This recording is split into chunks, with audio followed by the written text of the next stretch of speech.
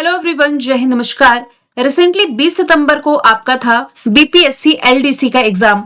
LDC यानी कि lower division clerk का एग्जाम। आप में से काफी सारे स्टूडेंट ने ये एग्जाम दिया भी होगा। तो आज के इस क्लास में इसका हम पेपर एनालिसिस करने जा रहे हैं। रिसेंटली आपके जो एग्जाम्स हुए हैं इसका मैं पेपर एनालिसिस आप लोगों को करा ही रही हूँ। इसकी प्ले लिस्ट मैंने बना ही दी है, ये आप लोग जरूर चेक कर लेंगे, क्योंकि यदि आप एग्जाम का मतलब जो भी पेपर होता है इसका एनालाइज करने लग जाते हैं, कम से कम आपको एक आइडिया मिल जाता है कि एग्जामिनर किस पार्ट को ज्यादा कवर कर रहा है। बिहार में जो रिसेंटली एग्जाम्स हुए हैं ये लगभग सभी मैंने कवर किए हैं, और फिर यूपी में भी जो एग्जाम हुआ था इसका भी मैंने क्वेश्चन पेपर सॉल्व कराया था। प्ले लिस्ट आप चेक कर सकते हैं, जिसमें कि पहला सवाल पूछा गया था कि कौन सी नदी है जो कर्नाटक से प्रवाहित नहीं होती है। देखिए ऑप्शन में है भीमा, कावेरी, गोदावरी, कृष्णा। दिए गए ऑप्शन में यदि हम देखें ना तो भीमा, कावेरी, कृष्णा ये तो प्रवाहित होती है। गोदावरी नदी कर्नाटक से होकर प्रवाहित नहीं होती। ये मुख्य रूप से ना महाराष्ट्र हो गया, तेलंगाना हो गया, आंध्र प्रदेश, इन क्षेत्रों में बहती है। हालांकि इसके कुछ सहायक नदियां जरूर है जो कि कर्नाटक से होकर के गुजरती है, तो इसमें आप कंफ्यूज नहीं होइएगा। फिर एक क्वेश्चन पूछा गया है कि कर्नाटक में वनों की सफाई का कारण कौन सा नहीं है। तो देखिए झूमिंग कृषि, ये मुख्य रूप से आप पूर्वोत्तर भारत के क्षेत्र में पढ़ते हैं, तो कर्नाटक ये पूर्वोत्तर क्षेत्र के अंतर्गत तो आएगा नहीं, तो इसका वनों की सफाई का कारण झूमिंग कृषि नहीं होगी। सोन, नर्मदा, महानदी, 3 नदियां लिखी हुई हैं। इसका उत्पत्ति स्थल है अमरकंटक। ये कहां पर स्थित है? पहली बात तो ये क्वेश्चन थोड़ा सा गलत है। क्यों गलत है? क्योंकि सोन नदी, नर्मदा नदी ये अमरकंटक की पहाड़ी से तो निकलती है, और अमरकंटक ये मैकल और सतपुड़ा श्रेणी के बीचों बीच बसा हुआ है। लेकिन जो महानदी है, महानदी का उद्गम ये अमरकंटक से नहीं है, ये छत्तीसगढ़ में जो धमतरी जिला है इसके सिहावा पहाड़ी से होता है। जबकि ये जो अमरकंटक है ये मध्य प्रदेश में आता है, मध्य प्रदेश और छत्तीसगढ़ के बॉर्डर पर है, पूरी तरीके से ये मध्य प्रदेश का हिस्सा है। भारत में शीतकाल में यानी कि ठंड के समय में जो अधिकांश वर्षा है ये किस मॉनसून के कारण होती है? तो ये होती है उत्तर पूर्वी मॉनसून के कारण, और इसी मॉनसून के कारण विशेषकर तमिलनाडु आदि में वर्षा भी होती है। प्रसिद्ध धार्मिक स्थल है तिरुपति। पूछा जा रहा है आंध्र प्रदेश के किस पहाड़ी पर यह स्थित है। तो ये जो तिरुपति है ना, तिरुपति आप लोग गए भी होंगे, प्रसिद्ध धार्मिक स्थल है, ये हो जाएगा शेषाचलम की पहाड़ी पर। ठीक है, तो ऑप्शन नंबर 3 इसका राइट आंसर हो जाएगा। ये पहाड़ियां पूर्वी घाट का हिस्सा है। ये देखिए प्रायद्वीप भारत में आपका पश्चिमी घाट है, ये पूर्वी घाट है, तो ये आपका पूर्वी घाट का हिस्सा है जो कि विशेष रूप से अपनी जैव विविधता यानी कि बायोडाइवर्सिटी और लाल चंदन के बड़े भंडार के लिए जानी जाती है। तमिलनाडु का सबसे बड़ा जो नमक उत्पादन केंद्र है ये कौन सा हो जाएगा? चेंगलपट्टू। कावेरी नदी की कुल लंबाई पूछा गया है। देखिए ये भी इसमें स्पष्ट नहीं किया गया है, क्योंकि कावेरी नदी की जो कुल लंबाई है लगभग 800 किलोमीटर है, लेकिन 800 के आसपास तो हमें ऑप्शन डी नजर आ रहा है, 802 किलोमीटर। और ये जो नदी है ना कावेरी नदी, ये कर्नाटक का जो पश्चिमी घाट है इसके ब्रह्मगिरी पर्वत से निकलती है और तमिलनाडु होते हुए बंगाल की खाड़ी में गिर जाती है। बे ऑफ बंगाल कुछ यहां पर है, बे ऑफ बंगाल। अभी हमने नर्मदा नदी का डिस्कशन किया था, ये अरेबियन सी में यानी कि खंबात की खाड़ी में यहां पर ये गिर जाती है। पश्चिम बंगाल में अधिक तालाब मिलने का कारण क्या है? देखिए यहाँ बारिश बहुत होती है, तो यहाँ क्ले का निक्षेप, क्ले यानी मिट्टी का निक्षेप आप कारण इसे मान सकते हैं। कालिम्पोंग पर्यटन केंद्र पूछा जा रहा है कि ये कहां पर स्थित है, तो ये पश्चिम बंगाल में स्थित है। ऑप्शन नंबर 20 का राइट आंसर हो जाएगा। फिर इसके अलावा निम्नलिखित में से किस पर सूर्य 21 जून को लंबवत चमकता है? ऑप्शन में है भुज। देखिए भुज को हम नहीं कह सकते कि सूर्य इस पर लंबवत, लंबवत कहने का मतलब है सीधा सिर के ऊपर। 21 जून को ये भुज में तो नहीं चमकेगा। क्यों नहीं चमकेगा? क्योंकि 21 जून को जो सूर्य है ये कर्क रेखा यानी कि जो ट्रॉपिक ऑफ कैंसर है इस पर लंबवत चमकता है, और भुज जो है ये गुजरात का जो शहर है भुज, ये कर्क रेखा के पास स्थित है लेकिन सीधे उस पर नहीं है, इसलिए इस पर लंबवत नहीं चमकेगा। महसाणा पर भी नहीं चमकेगा। इसमें से जो उज्जैन है मध्य प्रदेश का शहर, यहां पर ये लंबवत चमकता है, जिससे ना कुछ पल के लिए जो परछाई है ये गायब हो जाती है।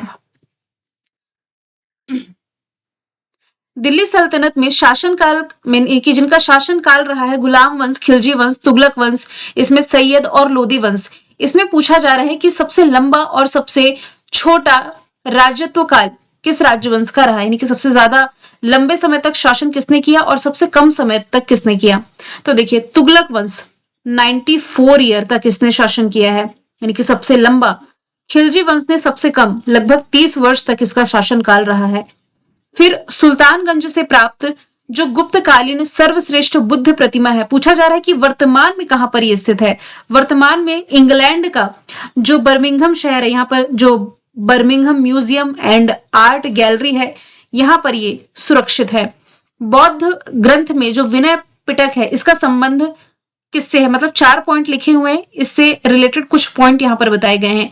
इसमें प्रमुख 4 भाग है, नहीं, इसमें 5 भाग हैं, कुल 5 निकाय इसमें बताए गए हैं, जिसमें कि सुत्त विभंग है, फिर खुदक है, महावग्ग है, पातिमोक्ष है, परिवार है। कुल 5 पार्ट इसके अंतर्गत आते हैं। बौद्ध भिक्षुओं के इसमें 227 नियम है। हाँ, 227 नियम तो इसमें बिल्कुल बताए गए हैं, जबकि इसमें जो बौद्ध भिक्षुणियां हैं, फीमेल्स हैं, इनके लिए 311 नियम बताए गए हैं। तो ये 2 और 4 पॉइंट तो सही हैं। फिर तीसरा पॉइंट ये कहता है कि बुद्ध के पूर्व जन्म की कथाएं इसमें बताई गई है। देखिए, बुद्ध के पूर्व जन्म की कथाएं विनय पिटक में नहीं है, ये जातक कथाओं में देखने को मिलती है। तो 1 और 3 ऑप्शन तो नहीं है, केवल 2 और 4 सही हो जाएगा। मगध क्षेत्र तक सातवाहन साम्राज्य का विस्तार करने का श्रेय ये किसे जाता है? किस सातवाहन वंशी शासक को जाता है? देखिए, कई शासक को जाता है, लेकिन मुख्य रूप से यदि हम देखें ना, तो गौतम पुत्र सतकर्णी का नाम यहां से आप रिलेट कर सकते हैं। पूरा स्थल है जिसका नाम है सेनुवार, ये किस संस्कृति का प्रतिनिधित्व करता है? तो ये रिप्रेजेंट करता है नवपाषाण काल को। ये कुछ बेसिक स्टैटिक के क्वेश्चंस आपके पूछे गए हैं हिस्ट्री से। फिर अंग्रेजी साम्राज्य की सीमाएं, यानी कि इरावदी नदी से सिंध नदी तक पहुंचाने का श्रेय जो है, ये किस अंग्रेज प्रशासक को जाता है? तो इसका जो क्रेडिट है ना, कुल मिलाकर के लॉर्ड डलहौजी को जाता है। यहां से ऑप्शन नंबर ए इसका आपका राइट आंसर हो जाएगा, क्योंकि लॉर्ड डलहौजी के समय ब्रिटिश साम्राज्य का जो विस्तार है, इरावदी नदी, ये आप रिलेट करेंगे बर्मा से। बर्मा यानी कि वर्तमान में म्यांमार आप इसे कह सकते हैं। इससे लेकर के सिंधु नदी जो भारत में थी, तब तक इसका विस्तार हुआ था। शेरशाह सूरी द्वारा जो जारी किए गए मुद्रा थे, मतलब इसमें लेख की लिपि क्या थी? मुद्रा की।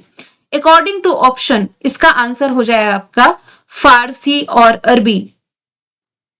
ऑप्शन नंबर डी इसका राइट आंसर हो जाएगा। अगला क्वेश्चन है, मुगल शासन व्यवस्था में मुहित सिब नामक जो अधिकारी था, इसे औरंगजेब ने किस विशेष कार्य के लिए नियुक्त किया था? तो मुहित सिब अधिकारी मुख्य रूप से इस्लाम कानून के अनुसार न्याय के लिए, यानी कि न्याय करने के लिए इसकी नियुक्ति की गई थी। अकबर द्वारा चलाया गया धर्म जिसे तौहीद ए इलाही कहा जाता है, तो यहां पर पूछा जा रहा है कि तौहीद ए इलाही इसका मतलब क्या हुआ? इसका मतलब हुआ दिव्य एकेश्वरवाद। ऑप्शन बी यानी कि डिवाइन मोनोथेइज्म इसका राइट आंसर हो जाता है। अगले क्वेश्चन में आपको आर्टिकल्स और इसके फैक्ट मैच करने हैं। आर्टिकल नंबर 40 कहता है पंचायती राज के बारे में, यानी कि पहला का हो गया 3, ए का 3 होगा, यहां पर भी ए का 3 है, यहां पर भी ए का 3 है, यहां पर भी ए का 3 है। ऑप्शन सी एलिमिनेट हो गया। आर्टिकल नंबर 44 कहता है यूनिफॉर्म सिविल कोड के बारे में, यानी कि बी का 4 हो गया, यहां बी का 4 है, यहां बी का 4 है, तो ए एलिमिनेट हो गया। आर्टिकल नंबर 50 कहता है न्यायपालिका को कार्यपालिका से अलग करना, तो सी का हो गया 2, यहां पर सी का 2 है और डी का 1 हो जाएगा, यानी कि आर्टिकल 51 है अंतरराष्ट्रीय शांति और सुरक्षा से संबंधित, तो यहां पर ऑप्शन बी आपका राइट आंसर हो जाएगा। फिर अगला क्वेश्चन है भारतीय संविधान का कौन सा अनुच्छेद है जो यह प्रावधान करता है कि किसी अपराधी के आरोपी को स्वयं के विरुद्ध गवाह बनने के लिए बाध्य नहीं किया जा सकता? तो ये कहा गया है आर्टिकल नंबर 20(3) में कि किसी अपराध के आरोपी व्यक्ति को स्वयं के विरुद्ध गवाही देने के लिए बाध्य नहीं किया जा सकता। भारतीय संविधान में मौलिक अधिकारों की अवधारणा किस देश से ली गई है?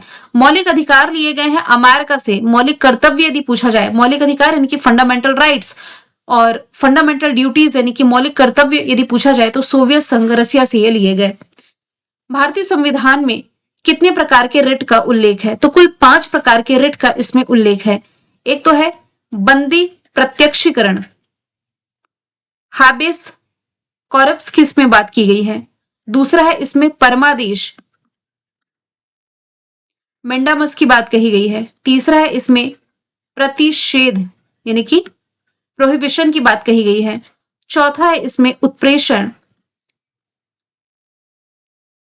सर्टियोरी की बात की गई है। 5वां नंबर पर है अधिकार प्रक्ष्या यानी कि क्यू वारंटो। ये कुल 5 तरीके के रिट जारी किए जाते हैं। भारतीय संविधान के किस भाग में नागरिकता का उल्लेख है? सिटीजनशिप ये बताई गई है भाग 2 में। यदि पूछा जाता आर्टिकल नंबर 5 से 11 में इसका उल्लेख है। भारतीय संसद के प्रत्येक सदन का कोरम क्या है? गण पूर्ति पूछा जा रहा है। तो प्रत्येक सदन की कुल सदस्यता का 10वां हिस्सा होता है, यानी कि भारतीय संसद के दोनों सदन, लोकसभा और राज्यसभा का गण पूर्ति मैं बता रही हूं।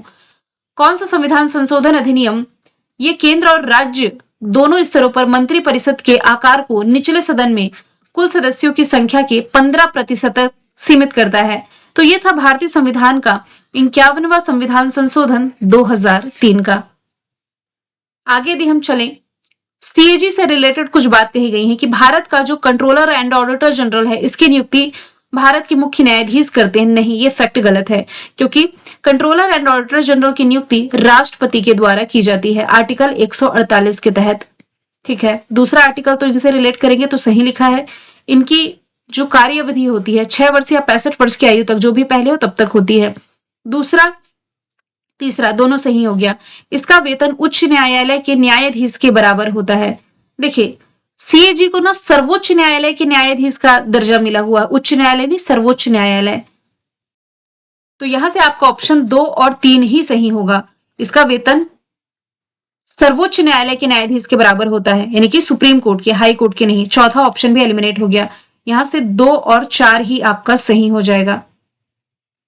माफ कीजिएगा, 2 और 3, केवल बी। वृक्षारोपण अभियान एक पेड़ मां के नाम, इसकी शुरुआत कब की गई थी? देखिए, थोड़ा सा तो कंफ्यूजन क्रिएट करने वाला इसने ऑप्शन दिया है, क्योंकि एक पेड़ मां के नाम अभियान की शुरुआत ना ये 5 जून 2024 में की गई थी। 5 जून 2024 को जब वर्ल्ड एनवायरनमेंट डे मनाया गया था, इस मौके पर प्रधानमंत्री नरेंद्र मोदी जी के द्वारा की गई थी। प्रेशर कुकर में खाना जल्दी पक करके तैयार हो जाता है, इसका कारण क्या है? क्योंकि ना देखिए, जो प्रेशर कुकर होता है ये सील बंद बर्तन होता है, जिसमें कि भाप का दबाव बढ़ने पर जो पानी होता है इसका क्वथनांक यानी कि बॉइलिंग पॉइंट इसे कह सकते हैं, ये बढ़ जाता है। 100 डिग्री सेल्सियस से भी बढ़ जाता है, इसलिए इसमें खाना जल्दी पक जाता है। फिर यदि हम देखें, राष्ट्रपति का पद यदि खाली हो जाए तो पद रिक्त होने की तिथि से कितने समय के भीतर भरना इसे अनिवार्य है? तो ये 6 महीने की अवधि है। किस मामले में सुप्रीम कोर्ट ने यह माना कि भारतीय संविधान मौलिक अधिकार यानी कि फंडामेंटल राइट्स और नीति निर्देशक तत्व यानी कि डीपीएसपी के बीच संतुलन की नींव पर आधारित है? तो ये बताया गया है सुप्रीम कोर्ट ने, मतलब मिनर्वा मिल्स मामला था जो 1980 का, इसमें इस बात का उल्लेख है। फिर 1991 की जो औद्योगिक क्रांति है इसकी घोषणा किस तिथि को की गई थी? उस समय पीवी नरसिम्हा राव की सरकार थी और उस समय वित्त मंत्री हुआ करते थे मनमोहन सिंह जी। तो इसकी घोषणा 24 जुलाई 1991 में 91 का जो टाइम था इस समय शुरू की गई थी। और इसी बीच एलपीजी मॉडल लाया गया था, उदारीकरण, निजीकरण, वैश्वीकरण। फेमा का अर्थ क्या है? FEMA। इंग्लिश में यदि हम कहें तो फॉरेन एक्सचेंज मैनेजमेंट एक्ट, और हिंदी में यदि हम कहें तो विदेशी मुद्रा प्रबंधन अधिनियम, ऑप्शन ए। ONDC का फुल फॉर्म पूछा जा रहा है, open network for digital commerce, इसकी फुल फॉर्म बन जाएगी। फिर ग्रामीण पेयजल मिशन है जल जीवन मिशन, इसकी शुरुआत कब की गई थी? ऑप्शन में तो देखिए सभी जनवरी लिखा हुआ है, लेकिन मुख्य रूप से इसकी जो शुरुआत है 15 अगस्त 2019 को प्रधानमंत्री नरेंद्र मोदी जी के द्वारा की गई थी जल जीवन मिशन की। इसका लक्ष्य था 2024 तक प्रत्येक ग्रामीण घरों में नल जल कनेक्शन प्रोवाइड कराना। तो ये 15 अगस्त 2019 को शुरू की गई स्कीम थी। फिर ढेमसा आदिवासी नृत्य पूछा जा रहा है, किस भारतीय राज्य से आप रिलेट करेंगे? इसे ढिमसा भी आप कह सकते हैं। आंध्र प्रदेश और उड़ीसा के आदिवासी समुदाय का ये नृत्य है। प्रवासी भारतीय सम्मान 2025 ये किसे प्राप्त हुआ?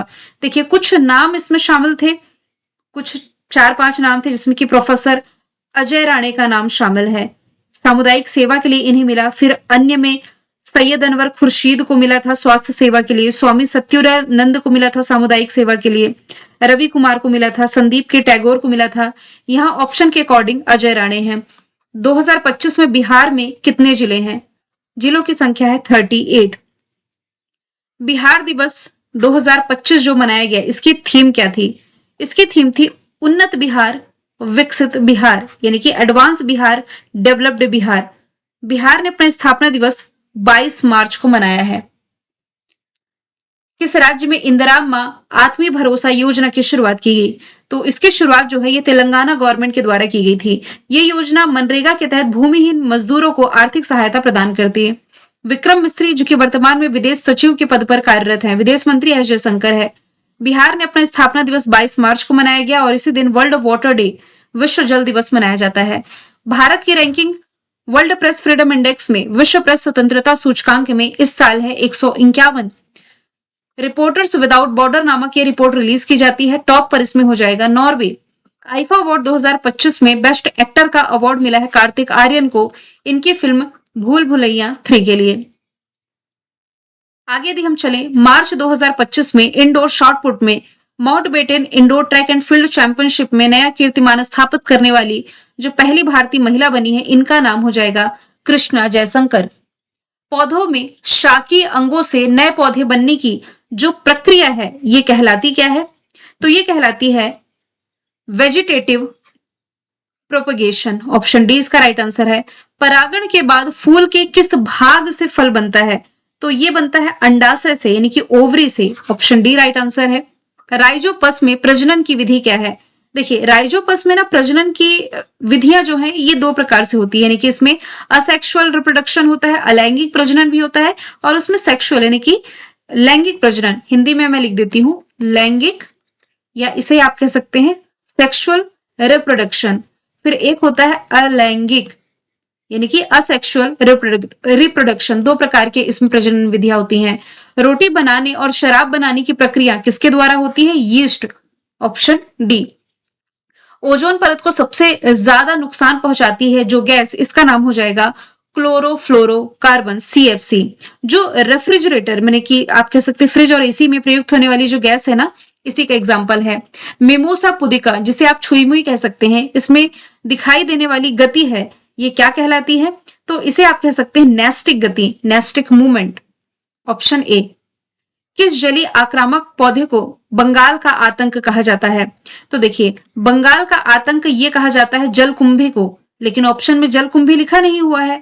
जलकुंभी का ही वैज्ञानिक नाम हो जाएगा आइकॉर्निया क्रॉसिपिस। कौन सा पौधा हार्मोन मुख्य रूप से कोशिकाओं की लंबाई बढ़ाने के लिए जिम्मेदार होता है? देखिए, पौधों की कोशिकाओं की लंबाई मुख्य रूप से बढ़ाने के लिए 2 हार्मोन जिम्मेदार होते हैं, ऑक्सिन और साइटोकाइनाइन। जिसमें कि ना जो ऑक्सिन होता है ये कोशिका वृद्धि और जड़ आरंभ इसमें मतलब महत्वपूर्ण भूमिका निभाएगा, जबकि जिबरेलिन जो होता है ये तने की लंबाई बढ़ाने के लिए जिम्मेदार होता है।